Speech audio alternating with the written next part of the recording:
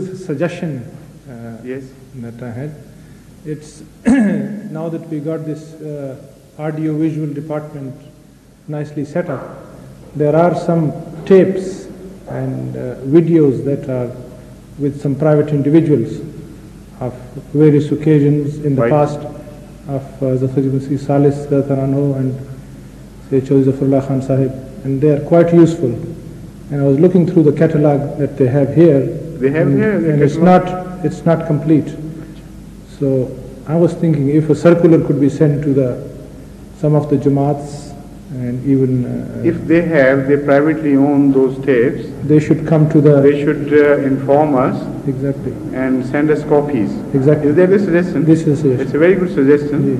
In fact, once I circulated it about a year ago to all the communities in the world that if they have still photographs or videos or cassette recordings of any important events of community interest, they should inform us. And we had a new department created for this purpose, which is called Sami wa Basri, Shobha Sami wa Basri. And I think the response was not as good as expected, because people are rather lazy in correspondence. But I think we should better repeat it. Some information must have been collected there, but I don't know exactly the facts. So where is Masood Jeremy Saab? Is he here? Who else is here from among the Murabbis? None today? So you better remind him, tell him to issue a new circular reminding everybody to send us copies of photographs, slides, or at least a list first to begin with, I think. A list of photographs, still pictures, which are slides, and videos, and also the old-fashioned movie if available. And also that he should write to the center to send us a copy of all the information received so far, with a note whether it is just an information or also the material was collected by the center. So we will be able to preserve our history as well as to make use of some of important tapes. Now, you want to ask a question, Sajid? Please, yes, go ahead. The question is short, but... First you go to the microphone and then... The question is short, but it's an extract from the writings of the promised Messiah. Yes. Have you got the extract, that excerpt with you? Yes, I have. So please read it first, then you, basing on that, you frame your question. Yes. I've written it, I'll have to read, put the question to as it's written. Yes, please. In the book written by Hazrat Ahmad called Sitara Qasariya,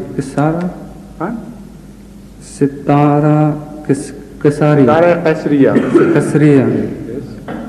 Hazrat Mirza Ghulam Ahmad Qadiani mentions the freedom that people have in religious affairs and admires the government for this freedom. He also refutes the beliefs in the death of Jesus on the cross and presents his own claim to be Messiah.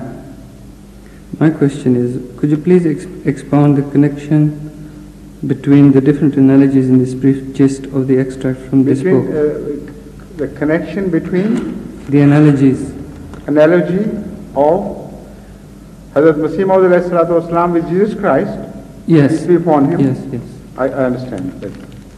And also another question or just one question? Well, there are different analogies. Yes, okay. Hazrat Masih Maud has written about this in some detail in his book Nuzul al-Masih. And it's a very interesting chapter to read. The fact is that first of all you should understand the phenomena of this terminology as used. It's a metaphorical expression. Somebody is given a name which is not his name, and the words of similarity are also omitted. This is a figure of speech in every language.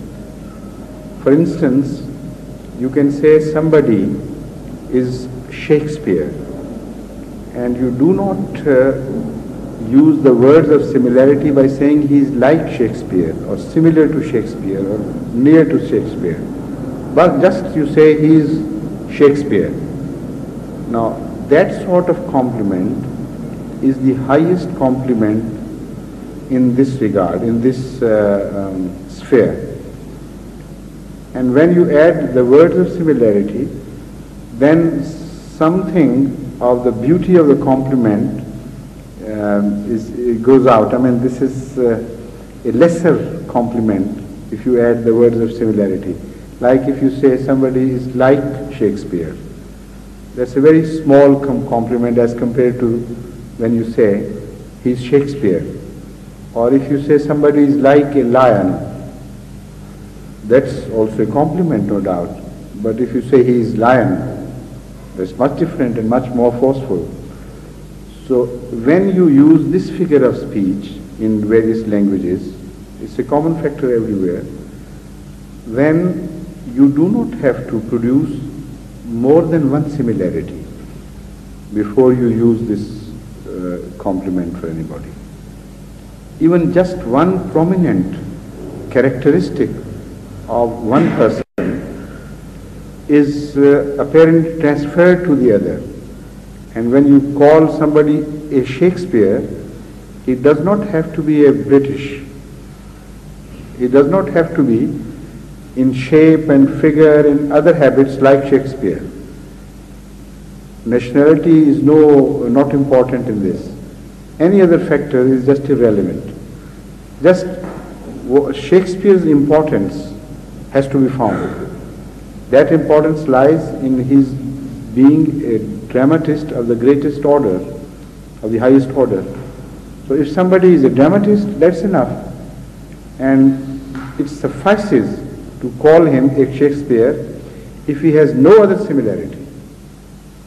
Similarly, when you call someone Hatem Tai, if that person is generous, even if his tribe is not Thai, even if he is not an Arab but is an Ajami, and even if no other similarity exists, yet this one singular feature of his being generous justifies his being called a Hatem Tai. So when Ahmad sallallahu alayhi wa sallam calls someone in his ummah Masih, first of all you must understand the basic characteristics of a Masih. And if they are present, it is justified to call that person a Masih. What is the differentiating feature? What is the distinctive feature of Masih? That has to be understood. But not only that, in this case, the similarities do not end there. They are much more than the ordinary usage of this term in ordinary languages. Even if one particular feature of Masih was present in Hazrat Masih Maud, which was distinctive in Masih, his being called a Messiah was justified. That is my argument. But if you find many other similarities on top of that, then perhaps it is so evident that only a blind man misses the analogy between the two, can miss the analogy between the two. So I begin with the central point. What is Messiah as distinct from other prophets? That has to be understood. And what was the role of Messiah in the background of Judaism? Because it was the first time in the world